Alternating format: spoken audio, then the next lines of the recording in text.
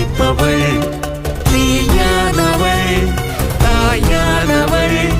துணையானவள் மனதில் ஒளியும் அவள் ஒலியும் அவள் ஓம் தேவி சந்திரகண்டாய்